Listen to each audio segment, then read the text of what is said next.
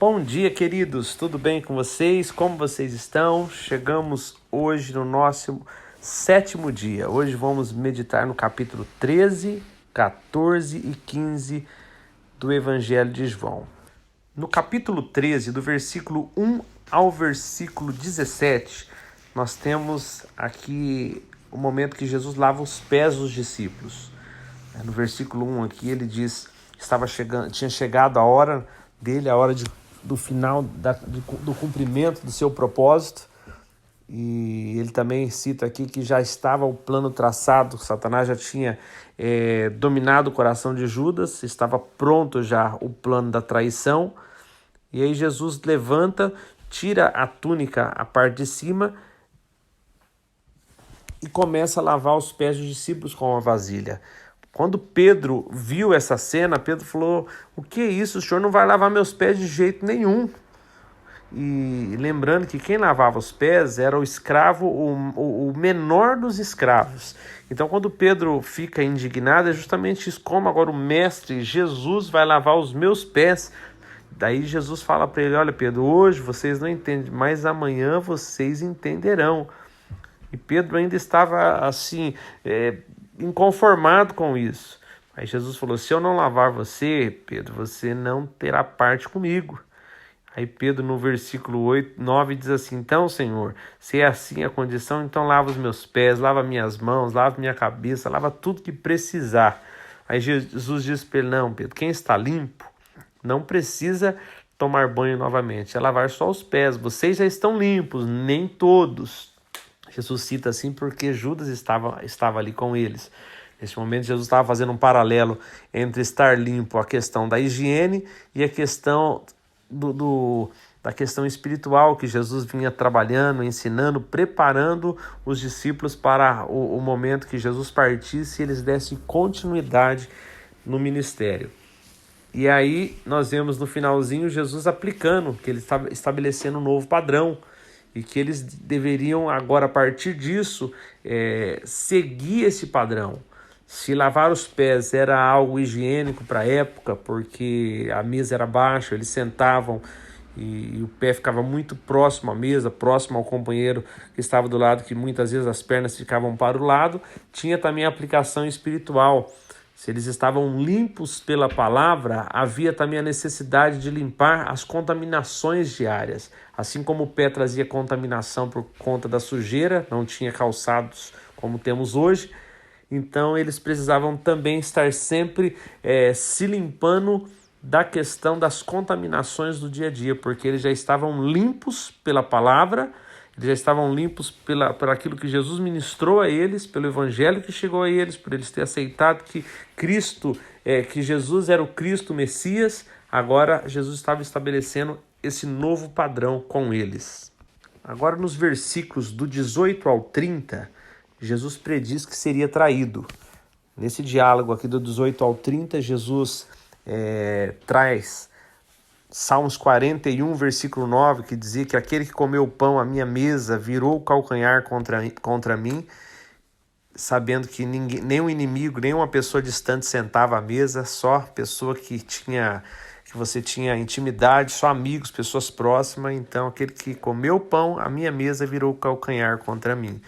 E quando eles sentaram na mesa para comer, Jesus comentando sobre o que aconteceria, Jesus dizendo: estou já dizendo agora para que depois você entenda quem sou, o porquê disse isso, para que vocês compreendam que as coisas eu já sabia do que ia acontecer, porque eu sei para que eu vim. E quando Jesus fala isso, nós vemos aqui nessa narrativa como João era uma pessoa muito próxima de Jesus. Aqui diz que ele estava ali deitado próximo, ele estava encostado em Jesus. Quando ele estava encostado em Jesus e Jesus falou que alguém trairia, porque Jesus estava até aborrecido com isso, Pedro de longe fez um sinal para ele ali: olha, João, já que você está aí encostado no ombro dele, pergunta para ele quem que é. E nós vemos que isso é uma cena, quem está descrevendo aqui é João, porque nós não vemos outros citarem dessa forma. Porque João, justamente por ser íntimo de Jesus, está tão próximo. Então é como se Pedro tivesse feito um sinal para ele e ele pergunta. E Jesus diz, olha, eu vou molhar esse pão aqui e para quem eu der esse pão, que eu mergulhar no prato, é o que me trairá. E nisso Judas segura o pão e quando ele segurou o pão, Jesus disse para ele, né? Naquele momento Satanás dominou completamente o coração de Judas e Jesus fala para ele, olha, faça logo aquilo que você tem que fazer e seja rápido. Como ninguém tinha percebido a cena de Pedro pedir para João perguntar e Jesus dizer para João sobre o pão, quem pegasse o pão com ele, eles não entenderam quando ouviram Jesus falar, olha, faça o que tem que fazer e seja rápido. Eles pensaram, Judas como é o que toma conta do caixa, de repente Jesus está pedindo para ele comprar alguma coisa para a festa. Isto prova que foi algo que João está aqui nos contando e que era algo que estava em off ali acontecendo. Do versículo 31 ao versículo 38, Jesus fala do novo mandamento e Jesus também prediz que Pedro vai negá-lo. No versículo 31 aqui, Jesus fala que agora, assim que Judas saiu, agora é o momento que eu sou glorificado. O Filho do Homem será glorificado agora neste momento, quando Judas saiu para cumprir o propósito de entregá-lo. E aí ele fala que para onde ele iria, como ele disse para os judeus, eu digo para vocês não podem ir. Então vocês vão me procurar, mas o lugar que eu vou, vocês não podem ir. E aí ele cita um novo mandamento. Agora Jesus também estabelece um novo padrão de amor. Se ele tinha dito antes que, quando perguntaram para ele qual era o maior dos mandamentos, ele disse o primeiro, que era amar a Deus com toda a sua força, acima de tudo, de todas as coisas, com todo o seu entendimento, e o seu próximo como a ti mesmo. Agora Jesus ele estabelece um novo padrão baseado nele. Se no Antigo Testamento as pessoas tinham que ter um amor próprio e oferecer esse amor próprio aos outros, agora Jesus falou, não, agora apertou um pouquinho as coisas. Em vez de você amar o seu próximo como a você mesmo, você vai amar o seu próximo como eu amei vocês. Então agora o padrão é o meu amor por vocês, não é mais o seu amor por você que deve ser estendido ao seu próximo. Até mesmo porque tem pessoas que não se amam e o que ele vai desejar ou fazer ao próximo. Então agora o novo mandamento, o novo estabelecimento de Jesus com o próximo é que você deve amar o próximo como eu vos amei. E assim, se vocês fizerem, verão e saberão que vocês são os meus discípulos. Aí Pedro pergunta para ele para onde ele iria e Jesus diz para ele, olha, para onde eu vou você não pode ir comigo. E Pedro fala, não, eu vou, e se preciso for eu daria minha vida pelo Senhor. E no 38 Jesus indaga ele, é mesmo? E eu vou falar uma coisa para você, antes que o galo cante, Pedro, você me negará por 3 vezes. Agora no capítulo 14, do versículo 1 ao versículo 14, continua esse diálogo que estava no 13, Jesus falando para Pedro que ele iria negá-lo. Os discípulos ali estavam atônitos com a notícia que Jesus disse que chegou o tempo, que ele seria glorificado. Então Jesus começa no capítulo 14 dizendo, olha, vocês não fiquem tristes, não fiquem aflitos, vocês confiam no Pai, confiam em mim também. Como eu disse para vocês que lá na casa do meu Pai há muitos lugares. Se não fosse assim, acha que eu teria dito para vocês, olha, eu estou indo lá para preparar os lugares para vocês. E se eu estou indo para preparar os lugares, eu voltarei e levarei vocês para estar comigo. Aonde eu estiver, vocês estarão também. E quando Jesus falou isso, Jesus indaga, então agora vocês sabem qual o caminho que vou tomar. Aí Tomé se manifesta dizendo, Senhor, não temos ideias para onde vai, e por que nós saberíamos qual o caminho, ou como é o caminho? Aí Jesus responde para Tomé no versículo 6 e 7. Ele falou, eu sou o caminho, eu sou a verdade, eu sou a vida. E ninguém vem ao Pai se não for por mim. Então quando Jesus declara isso, Jesus estava declarando a composição que tinha no tabernáculo. A primeira porta era o caminho, a segunda a verdade, e a que levava para os santos dos santos era a vida. Então era familiar para eles conhecer o caminho, a verdade e a vida. Para ter contato com Deus, com o Pai, havia uma restrição. Na primeira porta, que era o caminho, todos podiam entrar, que dava ao pátio. Na segunda porta já não entrariam todos.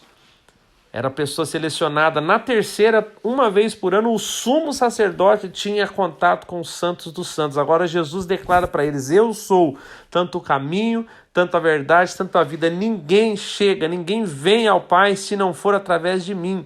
Por isso que quando Jesus está crucificado, e que a Bíblia fala que o véu foi rasgado do alto a baixo, porque agora foi rompida o que fazia separação, e através de Jesus nós temos acesso ao Pai. E melhor que isso, quando o véu foi rasgado, Deus passou a habitar em nós através do Espírito Santo. Ele sai dos Santos dos Santos e habita em nós através do Espírito Santo. Isso é maravilhoso. Aí Felipe indaga Jesus falando: mostra-nos o Pai e ficaremos satisfeitos, contentes, isso nos basta. Nós estamos falando de um discípulo que viu todos os milagres, tinha acabado de ver Lázaro ressuscitar, o cego de nascença enxergar, a água transformada em vinho, tantos outros milagres que nós vemos. Agora falar: mas mostra-nos o Pai. E Jesus fala: como que vocês não viram? Vocês estão comigo tanto tempo. Eu e o Pai somos um. Quem me vê o Pai. Quem vê o Pai vê a mim. E aí Jesus discursando com eles, e do 11 ao 14, Jesus fala assim: olha, se vocês não conseguem crer naquilo que eu digo, o que eu digo são coisas sérias, o que eu digo vem do Pai, então creiam pelo menos naquilo que vocês veem, nas minhas obras. E aí ele termina esse discurso dizendo para eles que eles precisavam confiar, porque eu estou indo ao Pai e dou a vocês o privilégio. Aí Jesus fala: olha, se vocês entenderem o novo mandamento, se vocês confiarem em mim, se vocês entenderem as obras que eu fiz e derem continuidade, entender que eu faço a vontade do Pai, tudo que eu faço é a vontade do Pai, se vocês compreenderem e derem continuidade, fazendo aquilo que eu estava fazendo até este momento com vocês, derem continuidade, tudo que vocês precisarem para que o propósito continue, será feito. Vocês farão obras maiores do que as minhas ainda, se vocês seguirem essa mesma rota. E se faltar alguma coisa para dar continuidade naquilo que eu faço, vocês podem pedir ao Pai em meu nome e vos será concedido. Agora, do versículo 15 ao versículo 31, Jesus dá várias instruções, mas a mais especial de todas aqui é ele prometendo a vinda do Espírito Santo. Ele diz que ele iria, mas eles não ficariam órfãos. O Pai enviaria o Consolador, o Espírito Santo, esse Espírito que o mundo não pode receber. E ele diz assim: esse Espírito que já está, que vocês já o conhecem, porque ele tem estado com vocês e ainda estará com vocês. É quando Jesus disse há poucos, né, que ele era o caminho, a verdade e a vida. Então, quando ele rompe o véu com a sua morte e ressurreição, é onde Deus passa a habitar em nós. Não precisamos mais encontrar Deus no lugar, ele está em nós através do Espírito Santo. Então ele promete o Espírito Santo, que ensinaria todas as coisas para eles não ficariam órfãos, eles estariam... e agora Jesus estava indo para o Pai, mas voltaria e estaria neles através do Espírito Santo. E aí no versículo 21 Jesus fala assim: aquele que conhece os meus mandamentos e os guarda é quem me ama. Aquele que me ama será amado por meu Pai, e eu o amarei e me revelarei plenamente a ele. E aí Judas, que não era o Iscariotes, diz: Senhor, o Senhor quer dizer, o que o Senhor quer dizer quando afirma que está para se revelar a nós, mas não ao mundo? Então eles ainda não tinham entendido o que Jesus estava falando, que seria revelado a eles e não o mundo, que é o Espírito Santo. Aí Jesus termina o capítulo 14 dizendo que já estava, né, as pessoas que viriam pegá-lo já estavam a caminho e eles deveriam sair do lugar que eles estavam agora para possivelmente o lugar do encontro, que aconteceria a prisão de Jesus. Agora no capítulo 15, queridos, agora que eles saíram dali rumo ao destino, Jesus começa a falar com eles agora no capítulo 15 sobre fazer um comparativo com a videira. Então Jesus fala assim, olha, eu sou a videira verdadeira, o meu pai é o agricultor, e todo ramo que está em mim que não dá fruto, ele corta, e todo que dá fruto, ele poda, para que dê mais fruto ainda. Quero fazer uma observação aqui, eu estava dando uma verificada nesse ele corta, todo que não dá fruto, ele corta, e eu percebi que a tradução do grego para o português, ele tem muitas opções, e uma opção que eu achei interessante não é corta, é levanta. A parreira, vocês já viram aqui no Brasil, a gente chama muito de parreiral, né? A plantação de uva tem o talo principal, o tronquinho, e depois eles colocam umas fitas de arame, esticam os arames e ela é presa ali. Por quê? A parreira não pode ter contato com o chão. Se o galho crescer e baixar no chão e tiver contato com a terra, ele perde o contato com o sol, e o fato de perder o contato com o sol e ter contato com a terra, ele não dá fruto. Então eu verifiquei que aquele que não dá fruto, ele é levantado, é exposto ao sol, é tirado do contato com a terra para que ele possa dar fruto. E aquele que já está dando fruto, ele poda, ele limpa para que dê mais fruto ainda. E aí Jesus fala, vocês já estão limpos pela palavra que tenho falado. Então se vocês permanecerem em mim e eu permanecer em vocês, vocês darão fruto. Que nenhum ramo, nenhum galho pode dar fruto por si só se ele não estiver ligado na videira. E aí quando vocês dão fruto. E se vocês permanecerem em mim, o fruto é certo. E interessante que ele fala que o pai é o agricultor. Então quem levanta esse galho, quem tira do contato com o solo, quem expõe ele ao sol, quem limpa é o pai. Então quando nós estamos ligados em Jesus, nós vemos que Deus ele cuida para que nós venhamos a dar fruto. E esse fruto que está sendo falado aqui, a gente às vezes pensa no fruto logo na questão prática. Vou ganhar almas para Jesus, eu vou fazer e acontecer. Então Jesus não está nos ensinando aqui a ser ativista, porque o ativismo é o que os religiosos tinham e eles mataram Jesus. E eles não aceitaram, não reconheceram a visitação de Deus através de Jesus o Messias. Então o Senhor nos instrui aqui que nós devemos dar fruto, o que? Dando sequência. Nós vemos em tudo que nós lemos em João aqui, Jesus fala, eu recebi do Pai, eu faço o que o Pai me mandou, eu obedeço às ordens do Pai, tudo que eu faço são ordens do Pai, tudo que eu falo para vocês foi o que o Pai disse para mim dizer para vocês. Então dar fruto é nós sermos cristãos no estilo de vida. Então se nós estamos ligados em Jesus, nós damos fruto, nós somos reconhecidos como servos de Deus. Nós vamos ver mais à frente que ele diz que o mundo nos odeia justamente porque nós não fazemos aquilo que o mundo acostuma fazer, que nós servimos, nosso estilo de vida nos põe na contramão, é por isso que somos odiados pelo mundo. Se odiaram a mim, odiarão a vocês também. Então dar fruto, querido, é ter estilo de vida, a mesma forma que Cristo veio trazer, aquilo é o fruto do Pai, é você seguir os passos de Jesus, amar um ao outro como Cristo amou, um amor sacrificial. Quando nós amamos as pessoas como Cristo amou, nós conseguimos assim olhar ela não segundo a carne, porque a ninguém conheceis segundo a carne, como diz Paulo.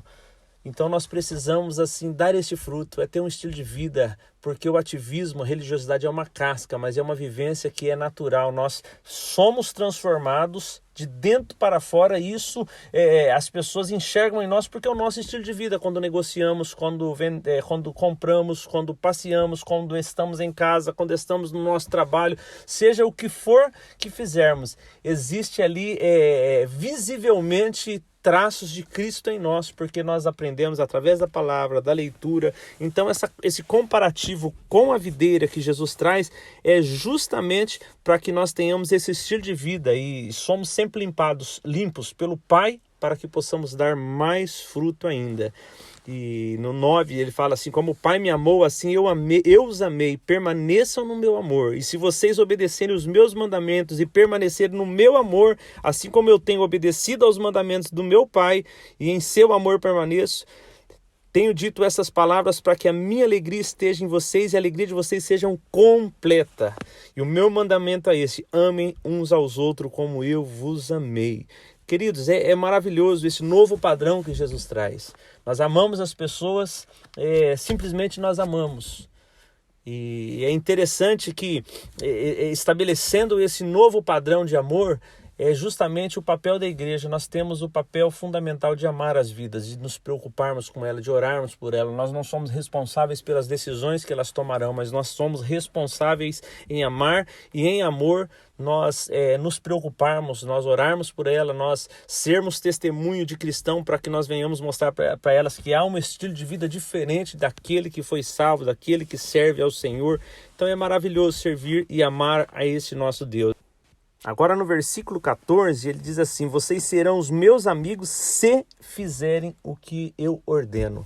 A importância de nós obedecermos ao Senhor, obedecermos a palavra do Senhor, sermos submissos e obedientes a essa palavra tão maravilhosa. E no 15 ele fala: já não os chamo de servo, porque o servo não sabe o que faz o seu senhor. Em vez disso, eu os tenho chamado de amigos, porque tudo que eu ouvi do meu pai, eu tornei conhecido a vocês.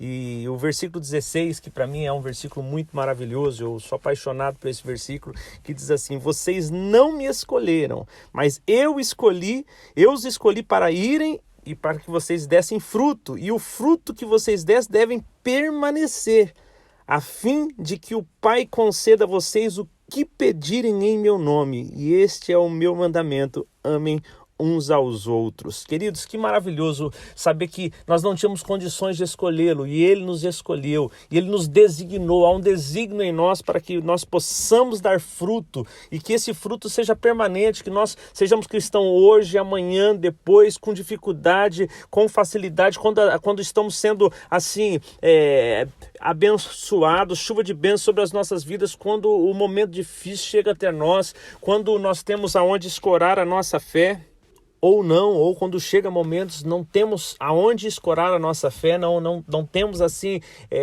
condições pela dificuldade ou pela situação que nós passamos, nós possamos confiar, continuar confiando no nosso Deus. É porque é Ele que nos fortalece, é Ele que nos dá condição de ter um fruto permanente. E se você precisar de qualquer coisa para que você continue dando fruto, continue cumprindo a vontade do Pai, continue nos caminhos que Jesus nos ensinou, nós podemos pedir a Ele, em nome de Jesus, e nos será concedido. Amém, queridos?